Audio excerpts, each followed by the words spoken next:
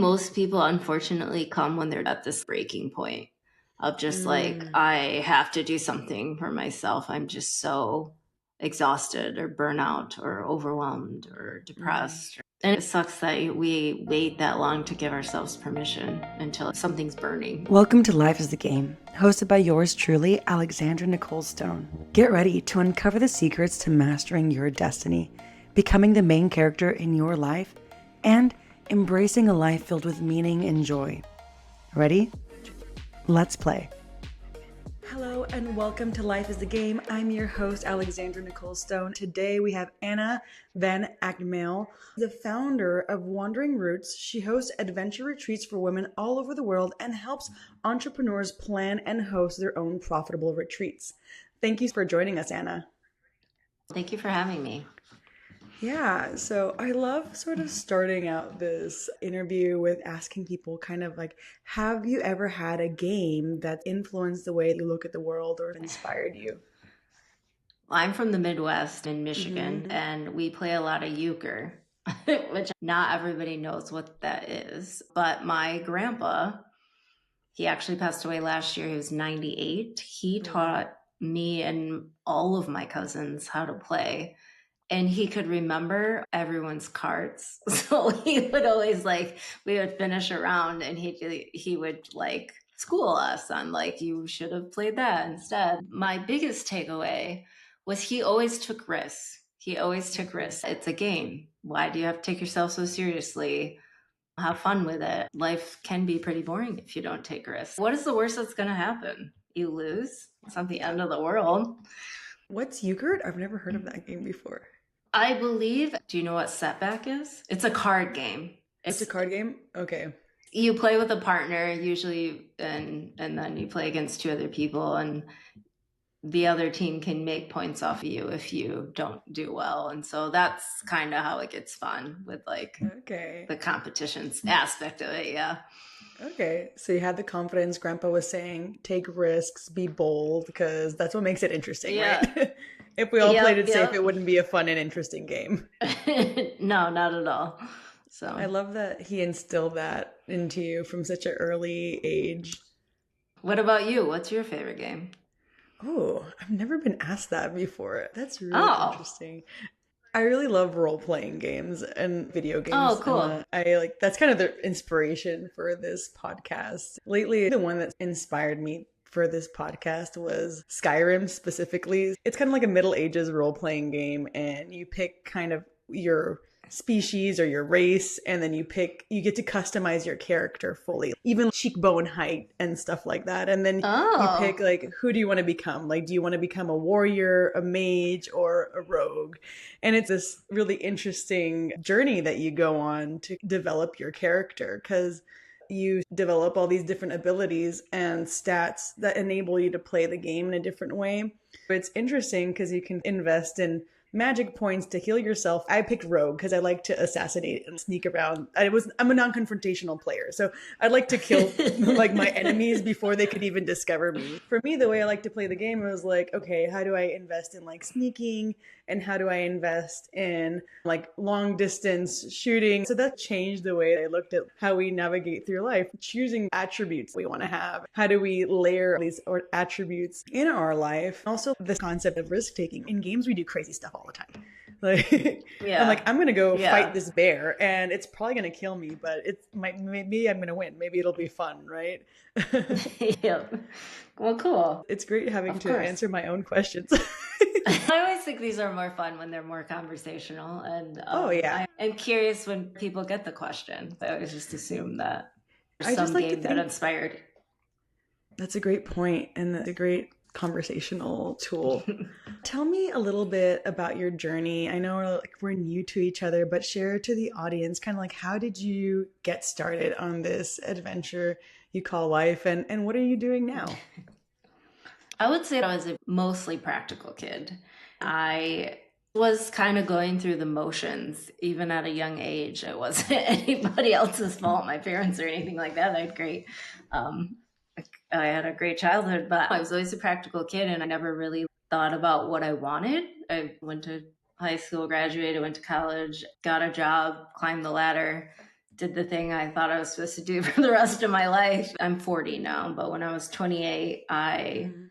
had neck surgery and I was in a neck brace for 4 months, which is a Oh, wow. terrifying amount of time. I just was like, man, I am so miserable. I don't want to do this for the rest of my life. This is what I thought I wanted. I had more success financially and just climbing the ladder as far as like my position than I ever thought I would. And I still was so miserable and honestly bored to death.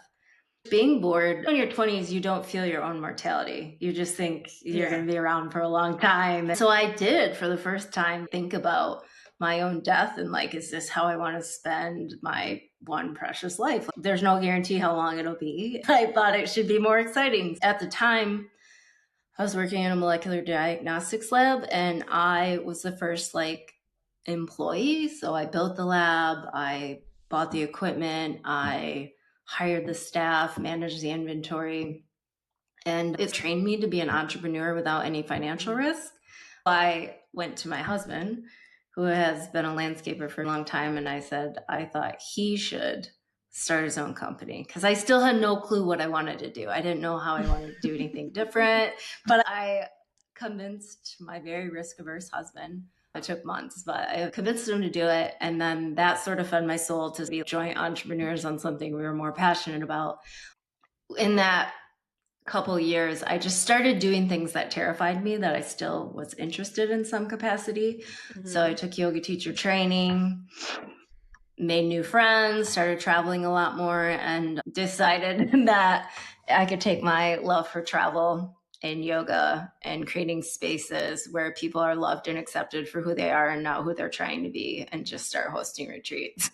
Even though I didn't live online, I had no audience, I'd never been an entrepreneur, and it was wildly different than my corporate 9 to 5. I just did it. I side hustled it for 3 years and then quit my full-time gig in October of 2019, only to have Amazing. 2020 pause my plans for a year, which is sort of hard, but it was the universe asking me if I was sure. And I was like, yep, I'm still in it. I'll figure it out. So I that's, love I that. still now, yeah, host retreats. We've done 22, me and my two co-hosts all over the world, mostly Europe, Central. We've done Costa Rica 4 or 5 times. It's fun. We have a lot of fun. We have a lot of people that keep coming. So it's like seeing old friends in different countries. And When you're experimenting and taking the risks in your life, were you thinking at that time, like, I'm taking a risk? Was it an intentional thing, or were you just like, this sounds good? I was very much a blend of the two, trying, failing, and then like pivoting. And I had a friend that has been an entrepreneur for like 20 or 30 years since he Hmm. was 18 and he's in his 50s Hmm. now. I had a low moment in the first year trying to film my retreat and sell it and not getting I didn't have an audience. It took a really long time to build an audience and so I was a little down and he said, if you're not making the same mistakes, you're doing it right. And I was like, oh God, I'm going to carry that with me because it really is a lot of trial and error, especially when you do something completely different than what you've been doing for the last 15 years. It's honestly, unless it's life or death, you might as well give it a shot. Or financial ruin. You can do things, you can take risks and still be smart and responsible. I think there's something there that like everyone needs to kind of acknowledge, and that it does take time. And when you take the It risk takes and do time. something different, it's terrifying because you don't know the path. And I don't care how many YouTube videos you watch and all this stuff that you learn, Yeah.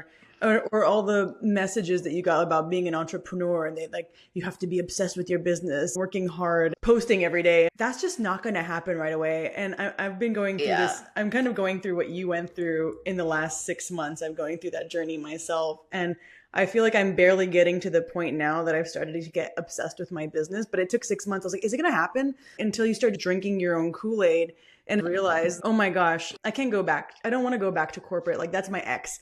I have to go all in on this thing that's mine. I think it takes some time to really take, I think there's a gestation period of fear where you're like, did I make Oh the right yeah. choice? You're going through self doubt until you finally come to that decision where it's like, you know what? Even if this is the wrong decision or this is going to fail, this is my choice. Like, I consciously chose to to do this.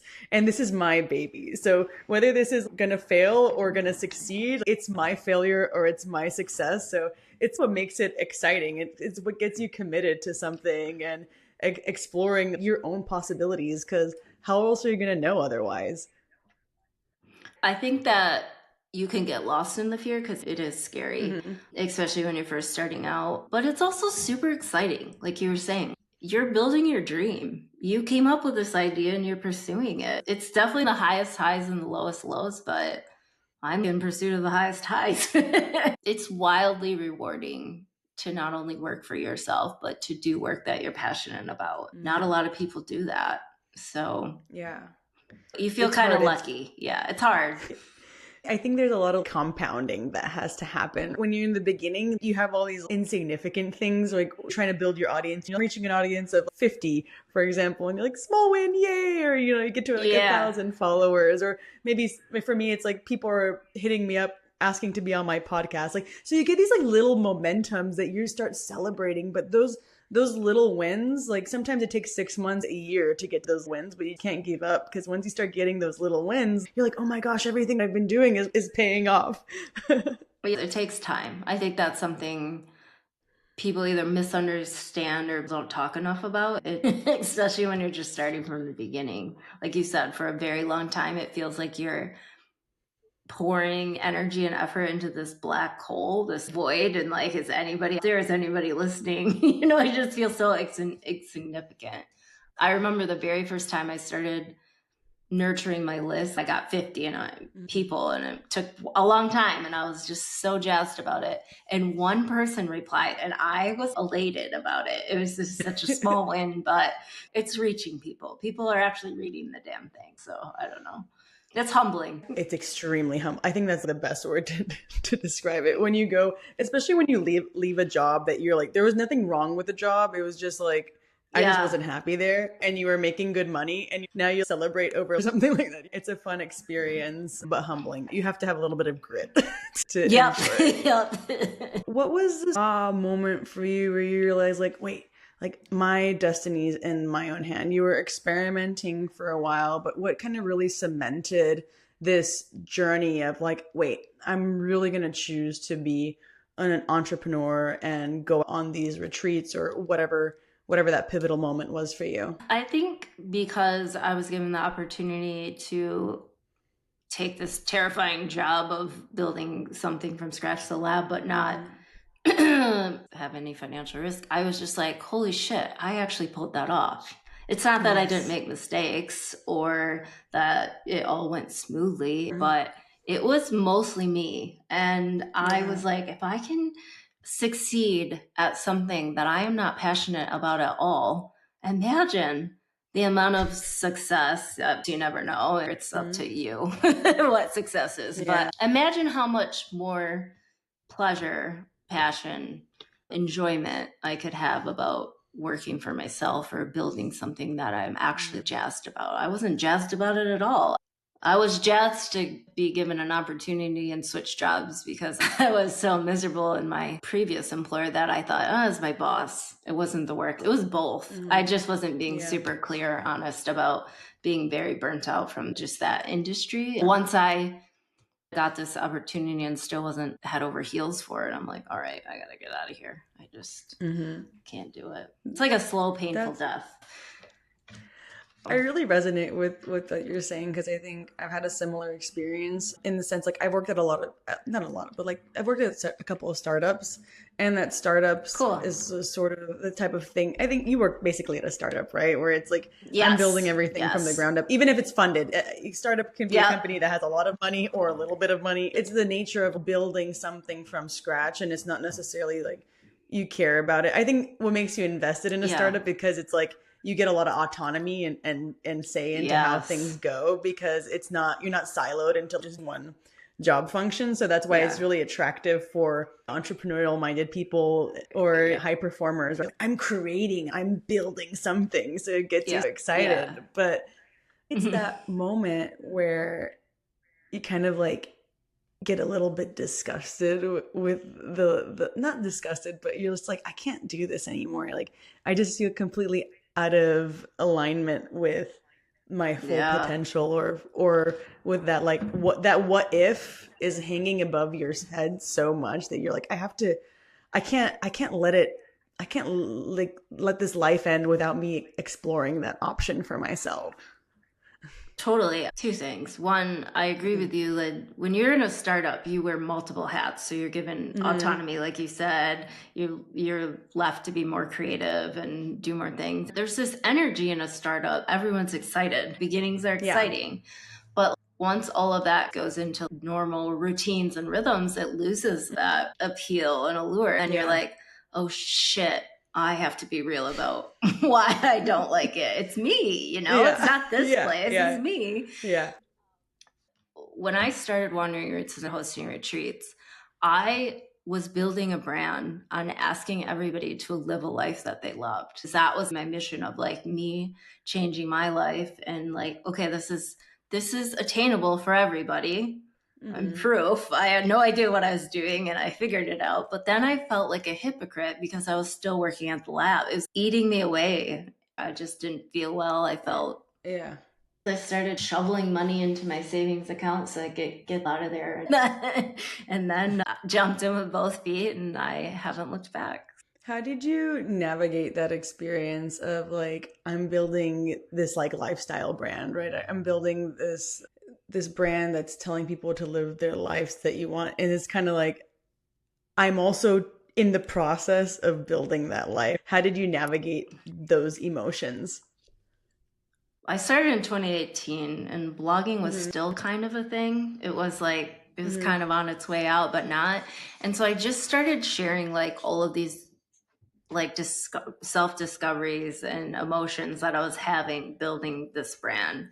And that I always joke when you're a retreat host, you have to convince your audience you're not a serial killer because you spend the night with your guests and your clients.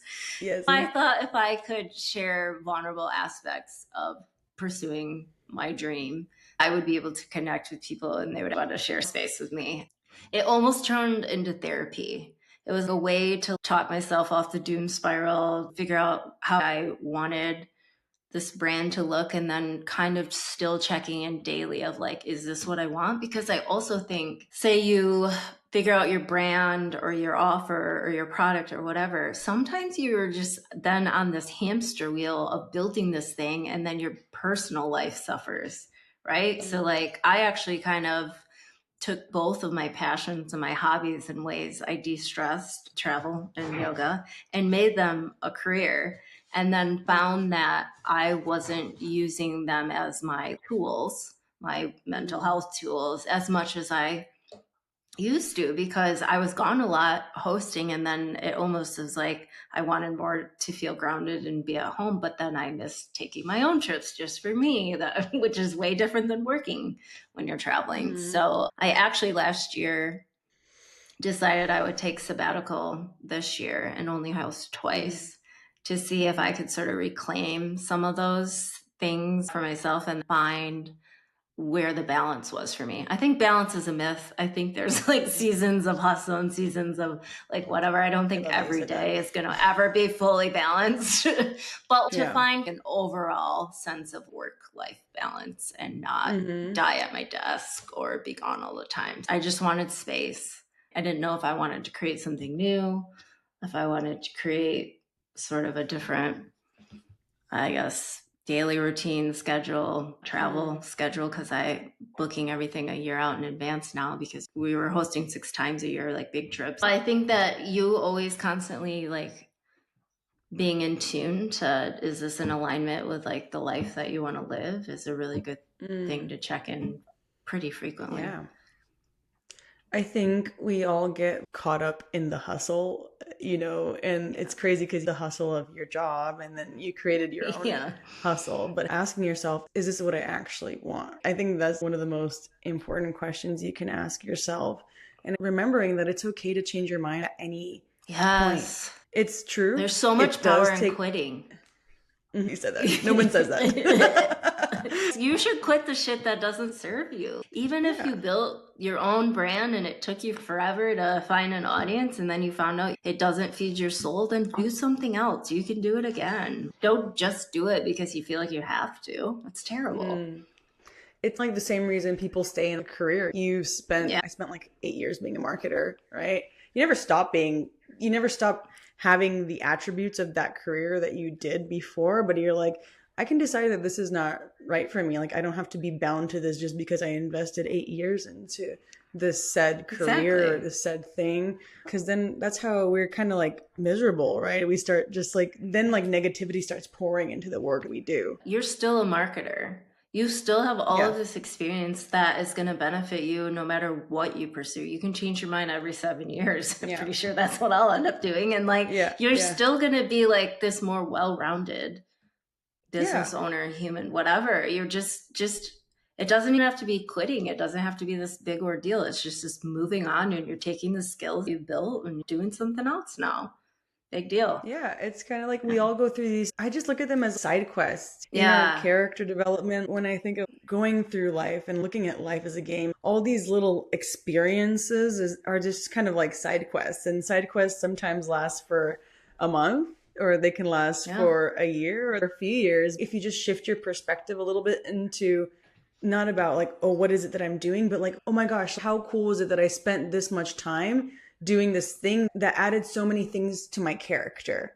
I wouldn't have the confidence to start my next business if I didn't run this business and decide it's not what I wanted to do. Or if I didn't take the leap of faith to leave my job from the beginning. All of these things are critical for us to figure out ultimately what is this mission that we're on? What is it that we want to do? I don't think we should limit ourselves with one thing because once you start achieving that, the next vision comes because that's just how we are Yeah. as people. It's kind of like when you first learn how to drive, right? When you first learn how to drive, you're stimulated. And next thing you know, you're driving and you can drink a shake, talk on the phone, and do all these things at once. But before, Yeah. when you first started driving, you couldn't imagine doing all those things. So now you kind of get into the driving phase and you're like, well, I don't think I like this car.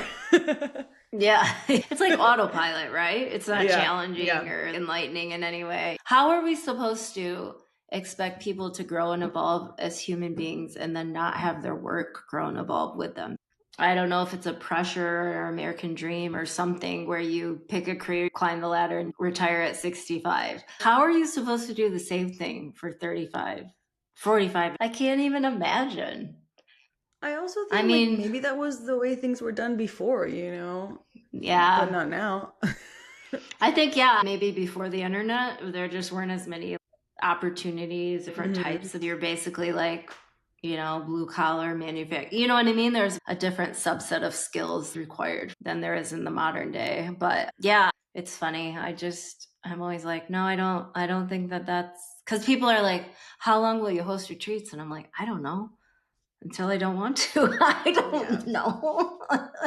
I don't like putting like forever home or weird things like that. How many times Yeah. has life sort of nudge you in a direction you never saw coming, Mm. like you were saying, side paths, like who knows. Yeah. What are some of the risks that you've taken building your business, and what has been the byproduct of that, either like in the sense of like self-discovery or with your business? Good question. I want you to answer after I answer. Honestly, I think it's like I said earlier, I believe that if you're not making the same mistakes, you're doing it right. And it's sort of what I live by. But I also try to live by, how does it feel? It doesn't matter what it looks like. How does it feel in your body? Does it feel good? Do Mm. you still want to do it? Because that energy leaks out into everything. I'd rather be throwing out the good stuff instead of the, Yeah. oh, I got to be here. It's not Yeah. that you're going to love every part of being a business owner or whatever Yeah. endeavor you're taking a risk in. You're not going to love every single part of it. But if as a whole, you mostly like doing the majority of the work, then it feels Mm. good. I Yeah. also think that as a woman, I know several entrepreneurs in the wellness Mhm. sphere that just Mhm. want to help everybody, but can get Yeah. depleted over time because they don't charge enough or they overextend themselves. So that's Yeah. another thing of like tapping into how you feel. Are you getting Mm. getting the similar amount of energy that you're putting out? It doesn't have to be in the form of money, but time, Yeah. resources for how you're spending your day. Do you have enough Yeah. downtime? Do you get to see your family? Yeah. Do you get to do the things you enjoy? Your I work like how you should say complement that. your life. Yeah. Mm. I like that you say that because I think some people don't know what they want to do or what they want to become. I'm still really early in my entrepreneurial journey. I got laid off. I had an option to go with my parent company, but it wasn't a great offer. So I decided to turn that down. I got my severance and I was like, I'm just going to do my own thing. Now I'm sort of in this space where it's like, first I was like, okay, I'll start a marketing agency. I was like, why do I want to start a marketing agency? I'm just creating a semi-safe version of the job I used to have, but that has as much risk. I just love doing this podcast. I don't know how it's going to make me money like now. And I'm like, okay, what are the feelings that I want to have? And I think like going through this time of like having this space to build whatever this is, I can't even say what my offer is at this point. I'm trying coaching, I'm trying all these things, and I'm just sort of in this complete like state of uncertainty. But I was like, there's one thing, I just love talking to people, right? I had to come to that Aw. realization where it's like, I just love chatting. Every time I get off a podcast, I'm like skipping because I just love this energetic exchange we have. So I was like, what can I do? Even if I don't make this podcast, at first I was stressed making reels. I was doing all this thing. I was like, man, I'm putting so much work into this. It's like a full-time job to build this podcast out. And there's no promise of money. No one's giving you a paycheck for doing this because I'm doing this for myself.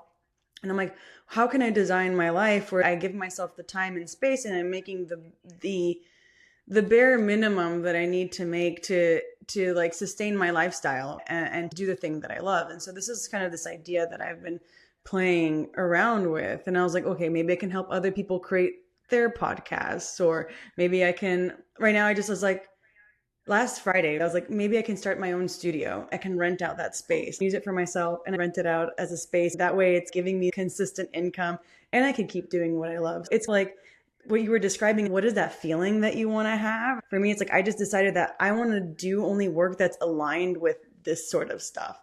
I don't want to do like Yeah. with podcasting, with communicating with people, with sharing experiences, with storytelling. I don't know exactly what the offer is at the end of the line, but I'm going with the flow and I'm letting things appear before me. Little opportunities are popping up and I'm like, let's try this. Let's experiment here. I'm feeling this overwhelming sensation of freedom where I don't have a paycheck right now. There's nothing certain happening, but I'm the happiest I've ever been. I Yeah. feel so much autonomy where there's no ball and chain. There's nothing there. I have no commitment to anything other than experimenting with what it is that I want and what I want this thing to become. I'm just kind of opening my eyes and having this sensation of like, okay, what feels right and what feels good. I just want, whenever that sensation comes to the surface, I'm like, okay, how do we create more of this? I feel like I'm really in this feeling space now as I'm trying to alchemize whatever it is that I want to be in this world or the work that I want to do, right? At the end of the day, we all just want to help people. We want to share Yeah. stories. We want to feel connected to one another. How can I take that and amplify that? I'm in the process of figuring that out right now. That's really awesome and exciting. And I think that's just life, is trying things, seeing how they morph, and then like pivoting when it's like, maybe not, but then leaning into something that does feel good. It took me 5 years to start to have the moment in the neck brace and be like, I have to make a change, to being like, what am I going to do? It doesn't have to take 5 years, but it also does No. not happen overnight either. I don't know. I think, like you said, you like talking to people, exchanging energy in that space and sharing. I love sharing stories. That's the reason I Mm-hmm. love hosting retreats. I love hearing Mm-hmm. how you just from point A to you getting here today. I want to hear everything. I find people Yeah. fascinating. But and plus, most people have stories that have a lot of like twists and turns, where they got surprised. I kept getting asked by people if I would plan their retreats, and I was like, no, I don't even know what I'm doing. And then when 2020 Yeah. happened, I was like, well, I have all this time and I've been doing it for a couple of years. So I took the time to think of how I would create that product or that offer. Think I'm leaning more into that in the next couple of years. I love talking to other entrepreneurs about what they want to share and why they want to host a retreat and why they built their brand. It's so much fun. And I don't ever have to Mm-hmm. leave. Yeah. Now I can go on my own trips and stuff. I think you're in a really exciting place when you start to feel that like you said, that autonomy, that excitement, and like whatever, you're like super aligned with whatever's coming down the pipes for you. Yeah, I think it takes some time to get here, guys. It takes some time to get Yeah. here. But I A know lot of it's a lot of surrender. And it's like, I know one thing's for certain, right? If I would have stayed at my job, like everything would have continued to be the same way. And now, because I have that freedom, when you create that space for yourself, and I don't think there's a right or wrong way to do it, but if you just try to create that energetic space or mental space, maybe even a physical space for yourself to start exploring, all of a sudden you start seeing opportunities everywhere. Next week, I'm trying to get more connected to the gaming industry to see how they can provide insight to the podcast. And this month there's a Cool. TwitchCon convention, which I would have never considered about going. I have nothing to lose by going there and trying to get more connections and like sharing people like, oh, there's this thing that I'm trying to do. Do you want to get in on this? Do you want to share your story? Can you provide your insights? And I was like, there's all these different, or like starting a podcasting studio or an event space, like that would have never came to me working at my job, but I could have easily done it while working, but it just didn't come to me. So you have to create this space for ideas and for opportunities to start coming to you, and for you to just, it's really like having that play mindset where I'm like, does this feel good? Should we try this today? Like, let's see if this works. And I think that's where this self-discovery comes from, right? And it's so important to give yourself the space for self-discovery. Totally. How have you adopted a game-like mentality with what you're doing? You said you've been doing the events for a while and now doing 2 a year. How are you adopting a game-like mentality, and how is it impacting how you stay happy and have fun in your life? I think most recently it is a game for me to get a discount at whatever venue I pick for either me or my clients to host at. I'm just like, I like in the beginning, I was too afraid to ask. Like, oh God, I could never ask. And it's like, why not? The worst they're going to say is no. I've found some words or ways to leverage different clients, and I can't wait to see what they come back with. It doesn't always work out. Sometimes you're like, shit, crushed it. I love that. But it's important having fun. I'm doing that with LinkedIn outreach, not for sales, but just connecting with people. I'm going to hit someone up and be like, hey, I just want to have a conversation with people. I just try to get people on 15-minute phone calls. Like, let's just chat. Yeah. First, it was making me nervous, but now I've gotten a lot more comfortable. Here's my calendar link. Are you open to having a virtual coffee or stuff? Get to know someone better. Yeah. It's really interesting because some people don't reply to you at all. And some people are like, oh yeah, I would love to. It's kind of just sort of just going through the motions and be like, well, this is not a big deal. Why was I freaking out about it to begin with? No. Like, no one's going to remember. If somebody didn't respond, they're not going to remember you. It's not the end. Like, who cares? They just deleted it probably. Plus, it's good networking. The people that you do get on. So what's the thing about creating these retreats and experiences that brings you joy? And what are the emotions around this creation that you're doing? I love watching women be taken care of. I think that they give and they wear all the hats for the most part. And so it's so rewarding to just watch. It's hard for people sometimes to receive, like especially someone women making their food or taking their plate. Yeah. It's really gratifying to see them sort of transform within a week of like not being able to like let someone clear their plate to just sitting there by Friday and it's normal by the end of the week or whatever. I think a lot of people, women and men, don't press pause enough to have some space to reassess what they want and how their life feels. Maybe they could pivot or change some things or make small adjustments that would have a big impact. Those are the two main things people get when they come away with us. When strangers become best friends, it just makes my heart explode because it's hard to make friends as adults. You're bogged down with your own social calendar, and sometimes those aren't the most meaningful connections, just obligatory events. It's nice to have real conversations. And usually it's easier for strangers to have vulnerable conversations with each other than somebody that has them in a box that they've known, this person for 10 or 20 years. So it's nice. What do you think is that tipping point, or how do your clients, your guests get to the point where they give themselves permissions to have the retreats? Like, have you talked to them and you're like, what led you to this moment and saying yes? Just curious. Yeah, it's a big ask. It's just people taking time for themselves, especially leaving their roles and responsibilities and their dependence to other people. Like even their dog, arranging a dog sitter for a week is such a big ask or an imposition for most people to just ask for help, right? And then you can throw kids on top of that and a Mm-hmm. partner that feels maybe left out. But I would say most people unfortunately come when they're at this breaking point of just like, Mm. I have to do something for myself. I'm just so exhausted or burnout or overwhelmed or Mm. depressed. And it sucks that we wait that long to give ourselves permission until something's burning. Yeah. We don't have to And wait until something's on fire. unfortunately, it does take life-changing situations or traumas or burnout Yeah. to trigger these. That's how it was for me too. But I think people need to realize your life is really all about you. Hmm. And if you're It a is. giver, and it's not a selfish thing. It's not like, oh, screw No. everybody. It's all about me. But it's like, this is your life, and you have to take ownership. You have to take this overwhelming sense of responsibility, because no one is going to take care of you like you do. And also, if you don't feed your soul, if you don't take care of yourself, and if you don't prioritize yourself, you will never be able to give yourself to others, right? It's kind of like the Totally. oxygen mask thing in the airplane, right? You have to put Yeah. your oxygen mask on first before you can go and like put your oxygen mask on your like an elderly person or a Yeah. baby. Yeah. I was just thinking too, we've had some people that like, we had a woman that her and her mom were going to go to Italy. They always talked about it, and their mom sadly passed unexpectedly and young. And so she's like, well, Mm, shit, like things like that really throw perspective into the mix and mm, push you to do things. But we don't have to wait. We don't have to wait until yeah. we lose someone we love or something's on fire, like I said. So, yeah. What does living life like a game mean to you personally?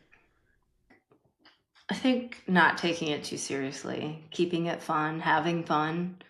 I don't really think there's a point unless it is fun, right? That's probably it. It I doesn't think have to be how do that you complicated. how do you keep yourself from taking things too seriously?